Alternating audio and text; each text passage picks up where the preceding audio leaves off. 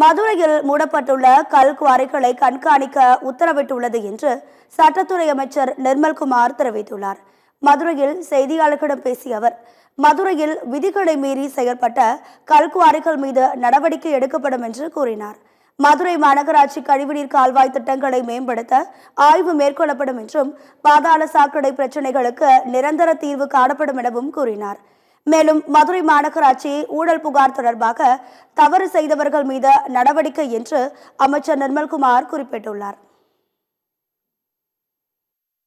குவாரிகள் மதுரை மாவட்டத்தில் எத்தனை குவாரிகள் இதுவரைக்கும் இயங்கி அதாவது மூடப்பட்டிருக்கு. ஸோ மூடப்பட்டிருந்தாலும் இயற்கை வளங்களை கொள்ளையடித்தவர்கள், திருடினவர்கள் யாராக இருந்தாலும் அவங்க வந்து தப்பிக்க கூடாது. ஸோ அதில் என்னென்ன வயலேஷன்ஸ் இருக்குன்னு அனைத்து அசஸ்மெண்ட்டும் பண்ண சொல்லி மைன்ஸ் டிபார்ட்மெண்ட்டுக்கு உத்தரவிடப்பட்டுள்ளது. அடுத்ததான் மதுரை மாநகராட்சியில் உங்க எல்லாம் தெரியும், அந்த மதுரை மாநகராட்சி ஊழல் பற்றி உங்க எல்லாருக்கும் தெரியும்.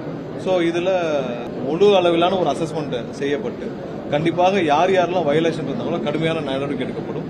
ஸோ முழு அளவிலான கம்ப்ளீட் அசஸ்மெண்ட் வந்து செய்யறதுக்கான வேலைகளை இன்று ஆலோசிச்சிருக்கிறோம். தொடர்ந்து பேசிய அமைச்சர் நிர்மல்குமார், முன்னாள் அமைச்சர் செந்தில் பாலாஜி மீது வழக்கு பதிவு செய்ய அனுமதி கோரி ஆளுநருக்கு தமிழக அரசு கடிதம் எழுதியுள்ளதாக கூறினார். செந்தில் பாலாஜி அமைச்சராக இருந்ததால் அவர் மீது வழக்கு பதிவு செய்ய ஆளுநரின் அனுமதி தேவை என்றும் கூறினார்.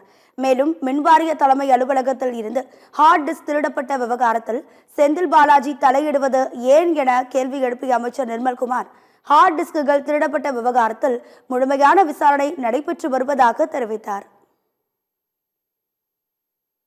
நம்ம உத்தமர் செந்தில் பாலாஜிக்கு வந்து ஹார்ட் டிஸ்க் திருடு போச்சுன்னா உடனே யாருமே பேசாம நம்ம உத்தமர் செந்தில் பாலாஜி மட்டும் டக்குன்னு ஏன் வந்தான்னு தெரியல. அவர் யாராவது கூப்பிட்டாங்களா, இல்ல செந்தில் பாலாஜி தான் திருடுனான்னு யாராவது சொன்னாங்களா, இல்ல செந்தில் பாலாஜி சொல்லி தான் யாராவது திருடுனாங்கன்னு சொன்னாங்களா? யாருமே இல்லாமல் நானும் அதுக்கு முன்னாடி என்ன பிரஸ் மீட் சொன்னேன், காவல்துறை விசாரிச்சுட்டு இருக்காங்க, விசாரணை முடியும் பிறகு சொல்றோம்னு சொன்னோம்.